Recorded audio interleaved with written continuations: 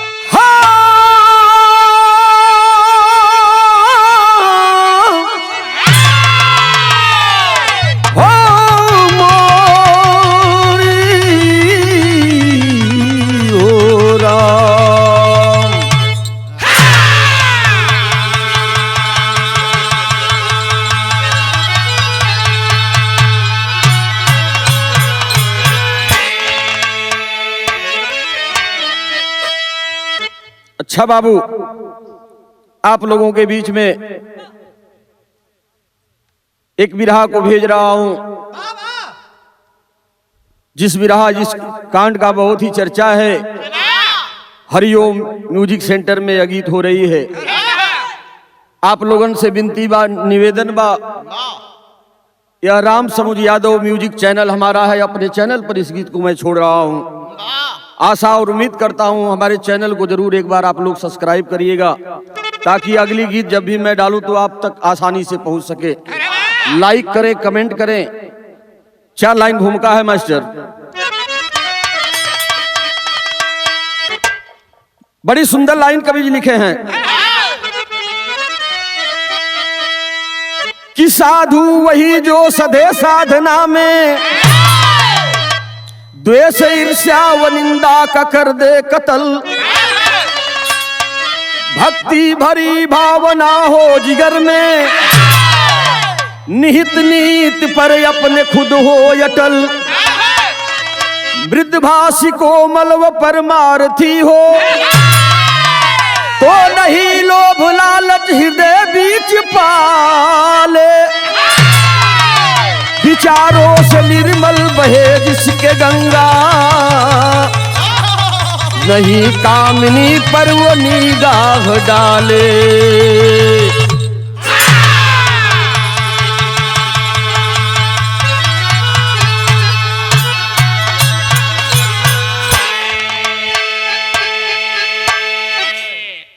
गायक बनना, पहलवान बनना, साधु बनना बहुत त्याग करना पड़ता है। हमारे कवि जी सूबेदार यादव लिखे हैं कि साधु वही जो सधे साधना में, द्वेष ईर्ष्या व निंदा का कर दे कत्ल। भक्ति भरी भावना हो जिगर में, निहित नीति पर खुद हो अटल। मृदभाषी कोमल व परमार्थी हो, नहीं लोभ लालच हृदय बीच पाले। विचारों से निर्मल बहे जिसके गंगा, नहीं कामनी पर वो निगाह डाले। यहाँ एक लाइन गजल का अंदाज बाप। किसी आशिक ने कहा है, बहुत दिनों के बाद एक एहसास हो रहा है हमें। क्या कहा है?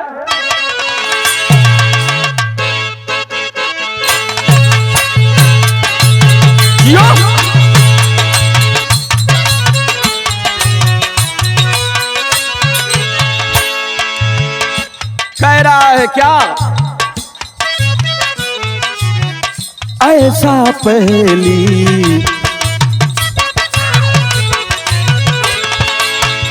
ऐसा पहली बार हुआ है।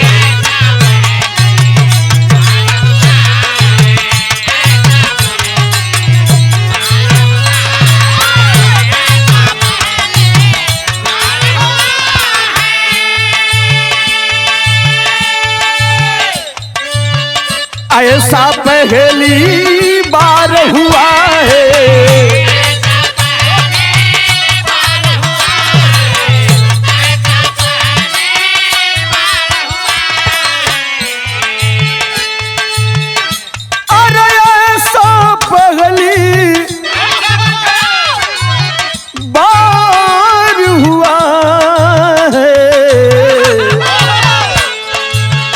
हमको तो तुमसे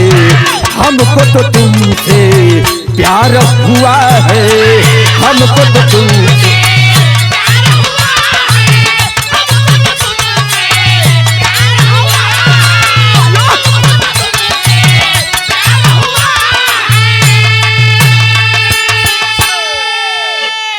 बड़ा सुंदर भाव लिखलन है का, आज के जमाने को देखते हुए लिखे है क्या,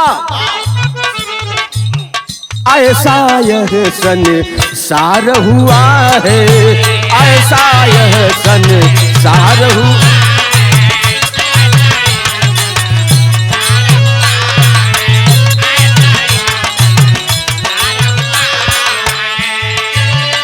ऐसा यह संसार हुआ है,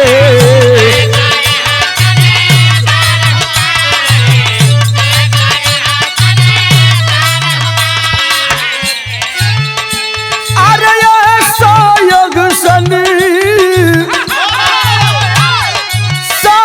हुआ है,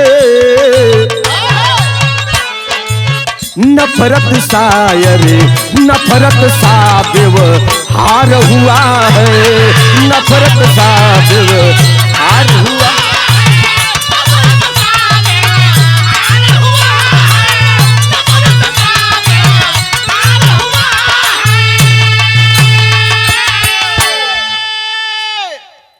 हमारे गुरुजी गौले रहलन, मन की तरंग मार लो बस हो गई भजन, आदत बुरी सुधार लो बस हो गई भजन। मन को साधना बहुत बड़ी चीज होता है, जिसने मन को साध लिया किसी भी बुलंदी पर इंसान वह जा सकता है। यही से बिरहा की शुरुआत हो गई।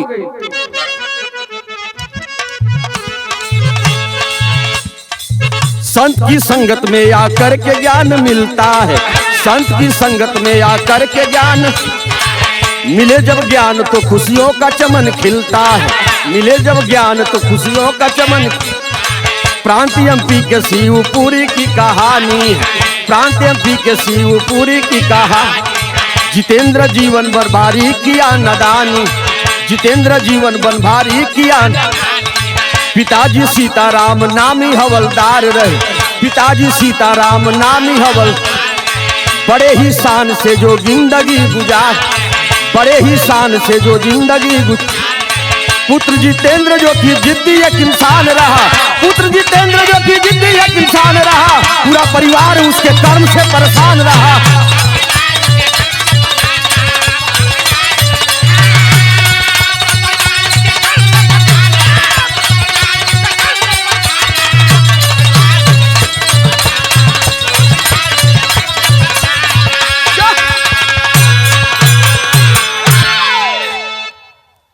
बाबू सीताराम मध्य प्रदेश में बताओल गए। बाबू सीताराम के एक लड़का का नाम जोने का नाम जीतू बताया गया। जीतू दुलार प्यार में आके इतना मनबड़ हो गई, इतना मनबड़ हो गई। जेही के पावो केहू से झगड़ा कर दे, बाजार में शहर में कहीं भी जा केहू के दू थपड़ा मार दे। जिद्दी इंसान था वह, किसी की बात तक बर्दाश्त नहीं करता था वह जित्तू। धीरे धीरे समय बीते लगल, उम्र होकर धीरे धीरे लगभग 21 वर्ष का हो गई। पढ़ाई में मन नहीं लगता था। लोग बतियावे लगन कि भैया तो हर लड़का ही बिगड़त बा, जितुआ एक काम करा कि के लेके चल जा अपने थाने पर। बाबू सीताराम उसमें नामी हवलदार थे। जित्तू को ले गए अपने थाने पर रख लिए। थानवा पर गई तो वहां भी संगत कर दूसरा से हो गई। समय धीरे धीरे कुछ दिन का बीतल, एक दिन को घटना घटल। एक लाइन यहाँ तरज हो।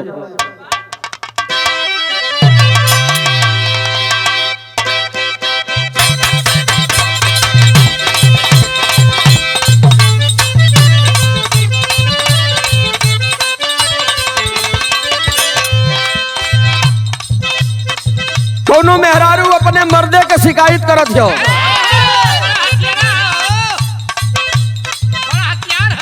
हथियार इतना रहल, मेहरारू उसे परेशान रहल मर्द से। आया अपने सखी सहेली से बतावत बा कि हमार परेशानी का बा, का करेलन हमरे साथे। इहे काले रहल। अरे उठ तो दर्द हो के बैठ तो दर्द हो,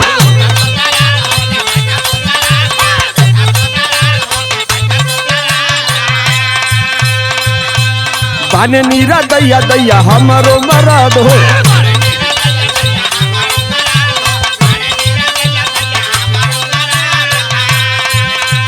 उठ तो दर्द हो के बैठ तो दर्द हो, बाने नीरा दैया दैया हमारो मरद हो।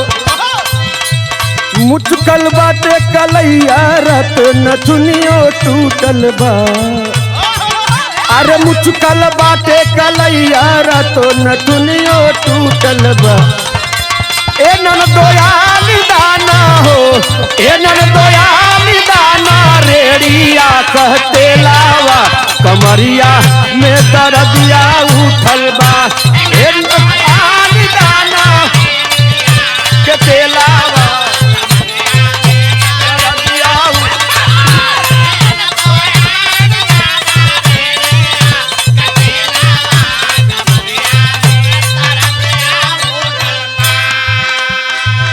थानवा पर गई जितुआ।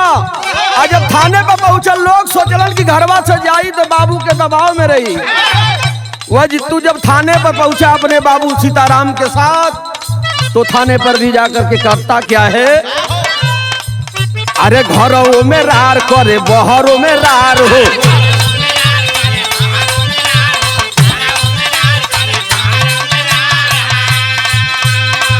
अरे चौक चौराहे पर मचावे तकरार हो।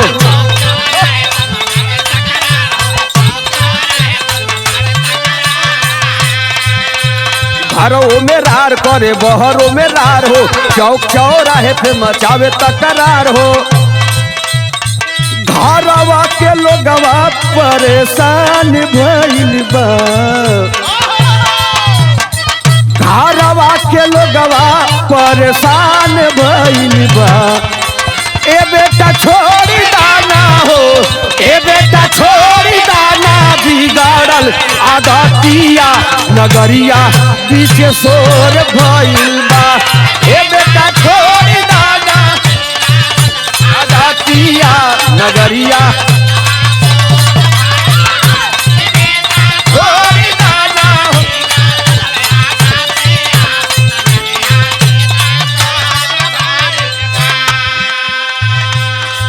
बाबू सीताराम हवलदार सब जाओ थो कि बेटा छोड़ दई कुल आदत। बड़ी शिकायत हमार बदनामी बहुत ज्यादा होती है लाल। कहा मानने वाला था वह जित्तू, वह जित्तू करता क्या है समझावत हो लोग का। केतनो कहेला केहू माने ना कहनवा, ना कहनवा।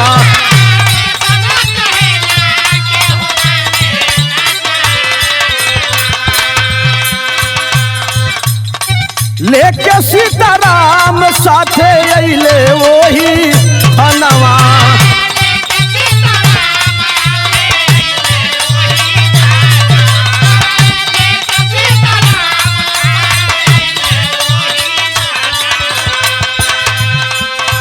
दरोगा के बेटवा से मिलान भइल बा, दरोगा के बेटवा से मिलान भइल बा। ए बेटा छोड़ी दाना हो, ए बेटा छोड़ी दाना, बिगाड़ल आदतिया नगरिया पीछे शोर भइल।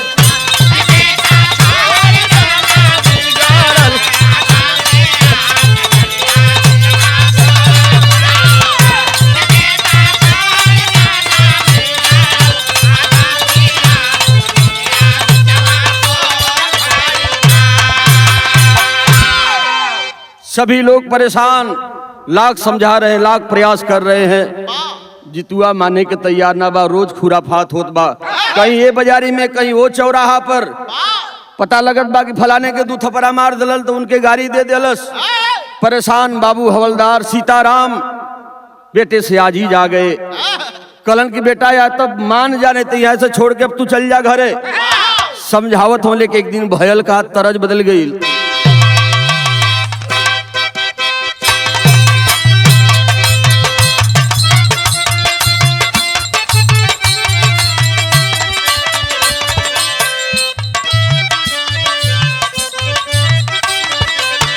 सारे गीत इसमें बड़ा कुल अश्लीलता चलत बा, लेकिन किसे गाने वाले ने भाई ने इसको गाया है, क्या सुगराई है इस गीत में।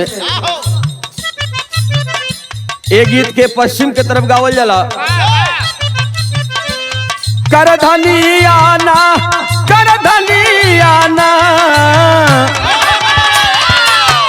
सैया टूट गई कमर कर धनियाना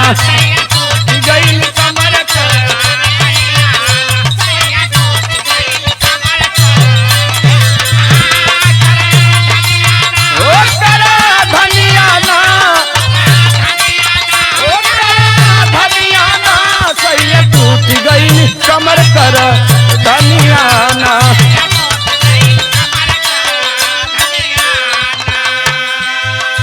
वो कैसन कर धन रहल तो के पता हो? नहीं भैया बता दे तो ना पता तो छोड़ा जाए, देकर पता लगाओ जाए। लेकिन देखा जितुआ कैलस का कि एक दिन बढ़ी गईल हो, एक दिन बढ़ी गईल भारी परेशानियाना।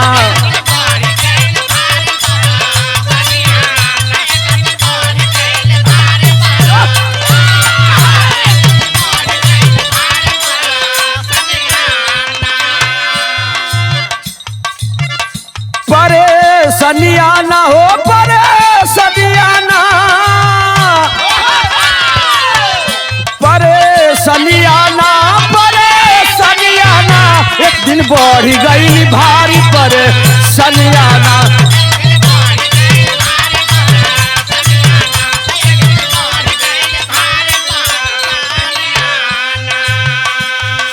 का परेशानी भई?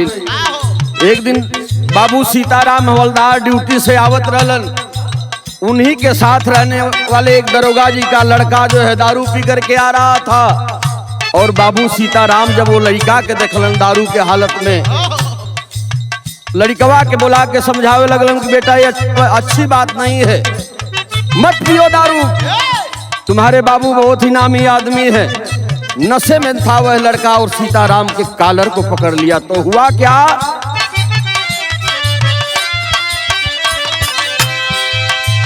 लड़का दरोगा जी के पी के शराबवा, लड़का दरोगा जी का पी के शराबवा।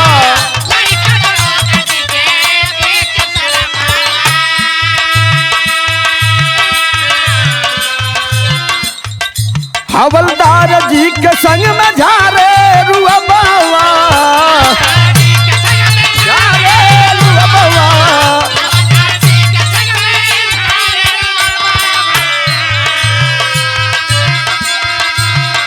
धाई के कालरी के कैले नदनियाना, वो धाई के कालरी के कैले नदनियाना, एक दिन बढ़ी गई भारी परेशानियाना।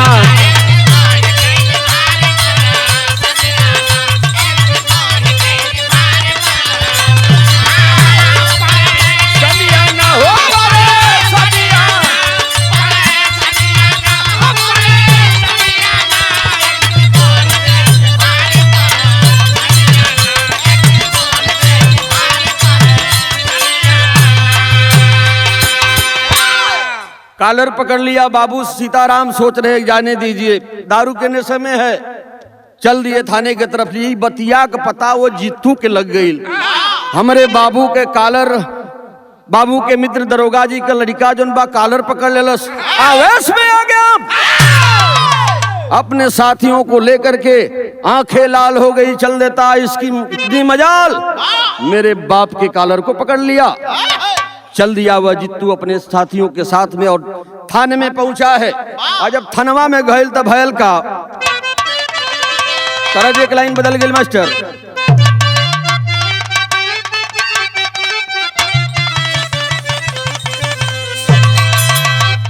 कि पकी गईल जाऊ लटा की गईली बाली आखा नखरे गौए ना,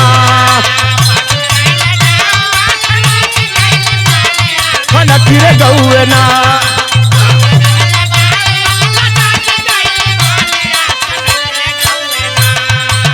देखा मास्टरी हो एगो गीत बा, पाकी गईल जाऊ लटा की गई गईली बालिया खनकी रे गौए ना, अरे खनकी रे गौए ना, गोरी का खेते खेते चूड़िया खनकी रे गौए ना।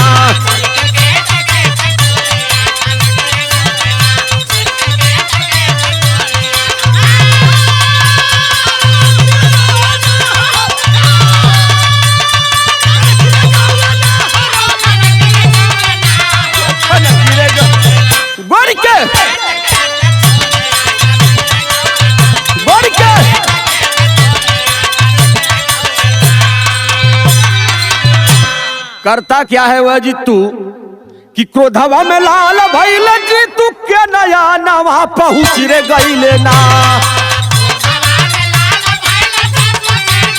नवा पहुँच रे गईले।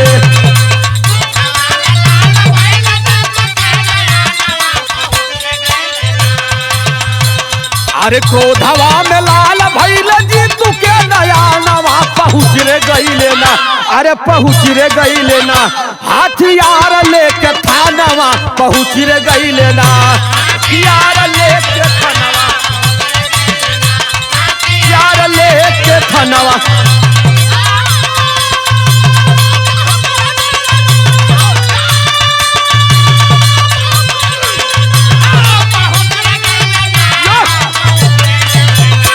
हथियार लेके, हथियार लेके,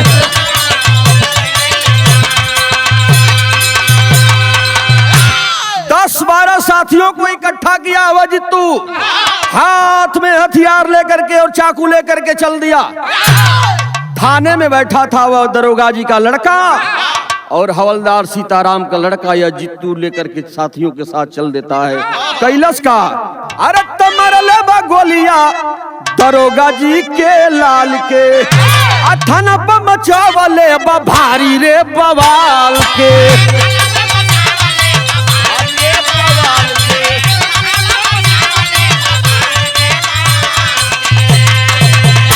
अरे तब पकड़े सिपाही सब आके तही छानवा पहुँच रे गईले ना, अरे हथियार ले तही छानवा पहुँच रे गईले ना। पहुंचा थाने में और धाए धाए करके गोली को मार दिया। भगदड़ मच गई, दौड़ पड़े सिपाही, कौन गोली चला रहा है। कुछ साथी जो है उसके चाकू से वार करने लगे। थाने में ही वो लड़का दम तो तोड़ दिया। पकड़ लिए सिपाही, दौड़ करके आए और पकड़ करके जित्तू को ले जाकर के हवालात में बंद कर दिए।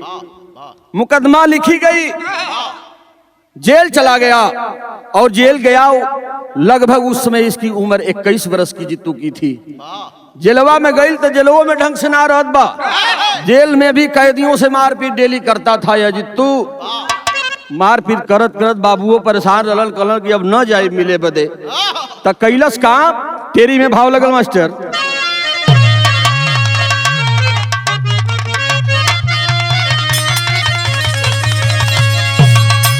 कि सजैया जीवन भर के मिल गईल, अरे सजैया जीवन भर के, ओ सजैया जीवन भर के मिल गई। पहुंचा जेल, जेल में सोचल लगा पैया। पहुंचा जेल, जेल में सोचल लगा पैया। सजैया जीवन भर के मिल गई। सजा हो जाती है, केस चलती है। आज जब केस चलल तो धीरे धीरे कुछ दिन को ही जेल में बीत गल, सजा हो गई बा के। लेकिन हुआ क्या, यहाँ एक लाइन तरज लग गई मास्टर,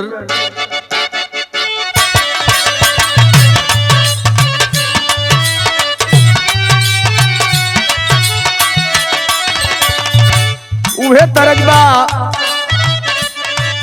अरे तारे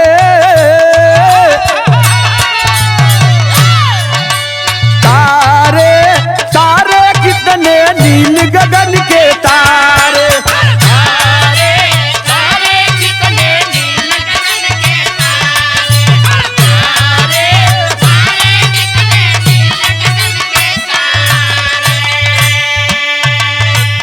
मौका खोज रहा है, क्या करूं, कैसे इस जेल से मैं फरार हो जाऊं। अब हमको बाहर नहीं जाना है, पूरी जिंदगी लग रहा है कि यही जलिए में काटे के परी। सोच रहा है वह जित्तू कैलाश का, अरे भागल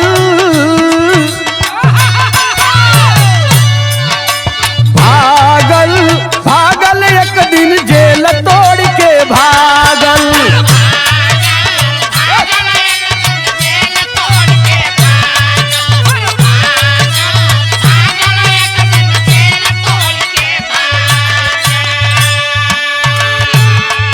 अरे देखत रह गए सभी सिपाही, देखत रह गए सभी सिपाही, केहू के हाथ न लागल। यार भागल भागल एक दिन जेल तोड़ के भागल।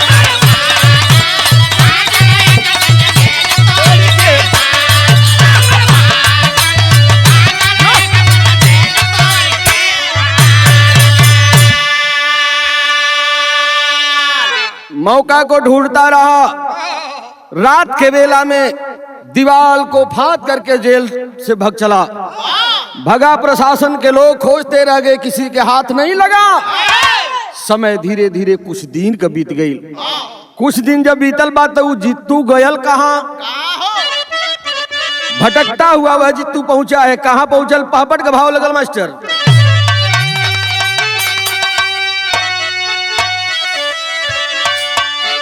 कि मिर्जापुर आश्रम पर रहने लागल ना अनुरागल बा।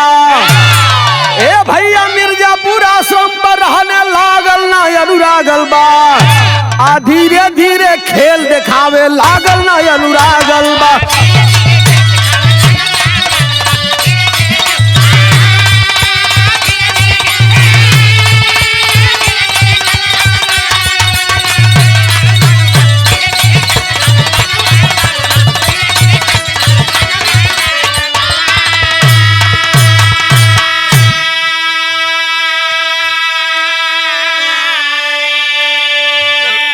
तो एक दिन एक साधु के साथ में बतबड़ हो गई भाई, फेंक दिया है उनके ऊपर अब खौलत तेल कड़ाही हो।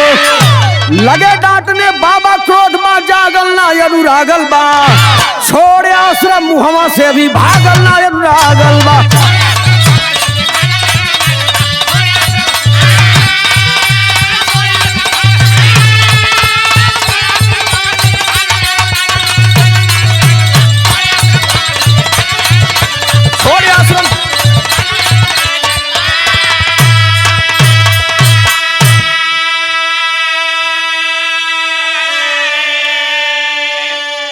मन नहीं रंगे रंगाए जोगी कपड़ा।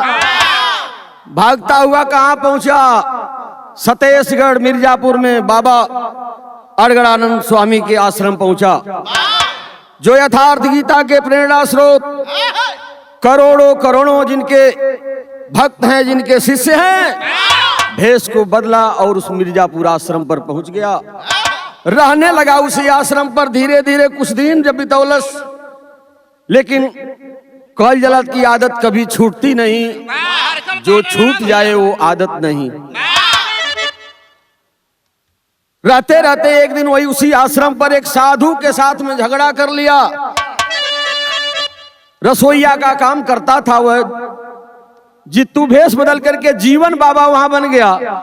जीवन बाबा रसोई का काम करे लगले। रसोईये के काम में एक दिन झगड़ा हो गई, और जब साधु से एक साथ में झगड़ा हुआ, खौलता हुआ कड़ाही का तेल उस साधु के ऊपर फेंक दिया।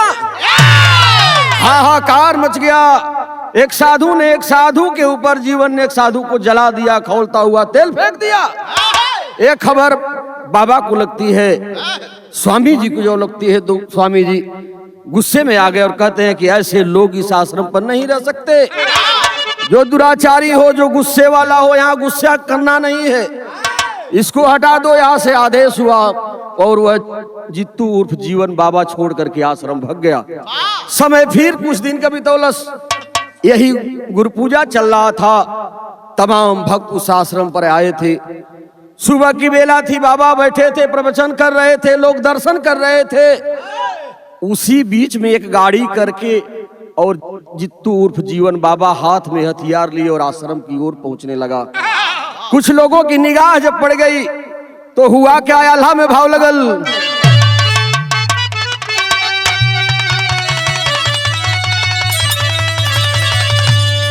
ये भैया 29 जुलाई वापस अरे आश्रम कोई अइले, अब बदलल बा भेष नाही आवे पहचान।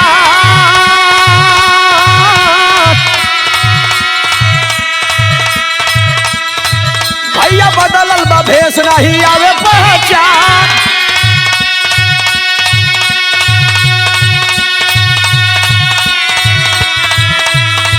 तहिया बगल में अपने छिपा के हथियारावा, बाबू बगल में अपने छिपा के हथियारा। अरे भोरावा में साधु पर लगावेला निशान, तहिया भोरावा में साधु पर लगावेला निशान। अब दूसरी हो गोली खुद मार करके तना, भैया दूसरी हो गोली फिर मार करके तना। अरे गईली धरतिया हो लहू मेरा गई।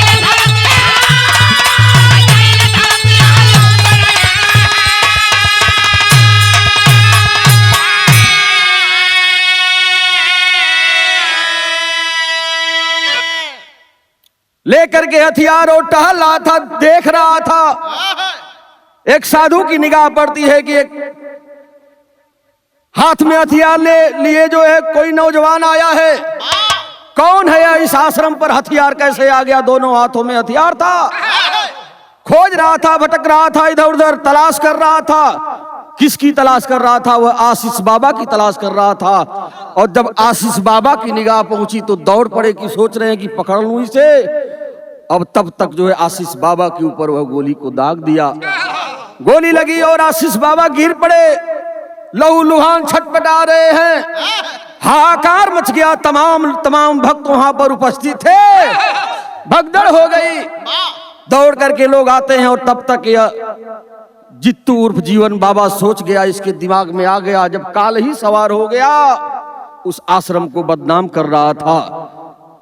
हथियार को उठाया और अपने कनपट्टी में सटाया और खुद को गोली मार लिया।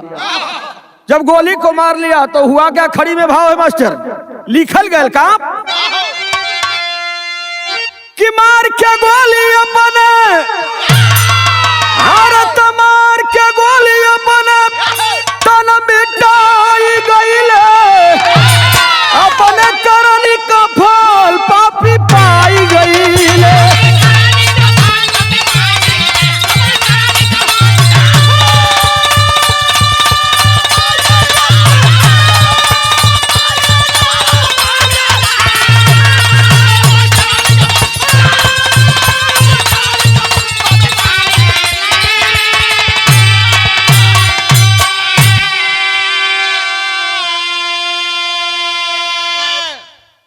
खुद को गोली मार करके और दम को तोड़ दिया, इसलिए कि जिसको लोग भगवान मानते हैं चरणों में गिर पड़ते हैं, चाहे कोई नेता हो, मंत्री हो, विधायक हो, प्रधानमंत्री हो, हर लोग बाबा के आश्रम पर जाते हैं और मस्तक को टेकते हैं। भगवान स्वरूप जिनको स्वामी जी को यथार्थ गीता का प्रेरणा स्रोत कहा गया, उस आश्रम पर पहुंचा है और नादानी को करता है। नादानी करते करते वो दिमाग में जब वो करे घुसल बा, खुद को वो गोली मार करके, और जब मर गया तो लिखे पड़ गया का कि हॉस्पिटल साधु एम्बुलेंस द्वारा आइले,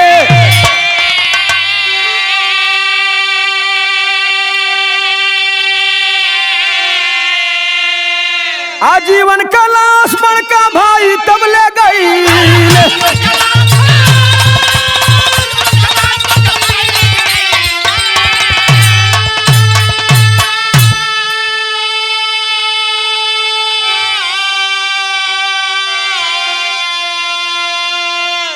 सुन के घटना सब ही घबराई गईले, अपने करनी का फल पापी पाई गईले।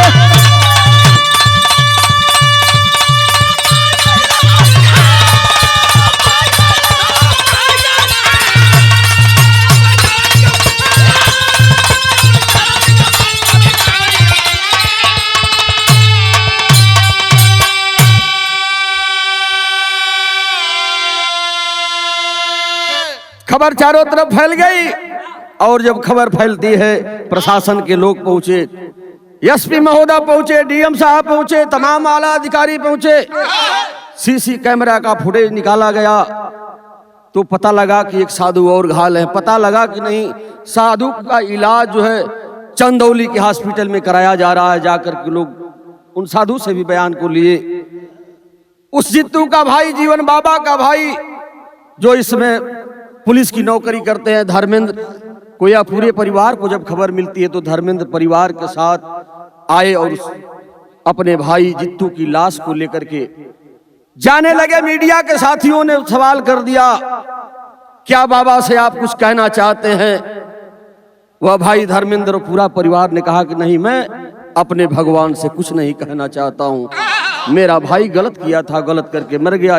इसमें बाबा का कोई दोष नहीं था और इसकी उदंडता ये चरम सीमा पर थी और मुक्ति इसकी यही लिखी थी। खुद को गोली मारा और मर गया।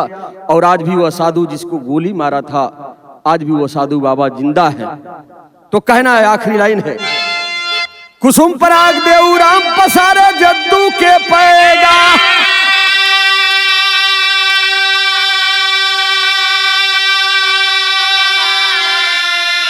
काशी संत सुरेंद्र कैले जग में ऊंचा नाम,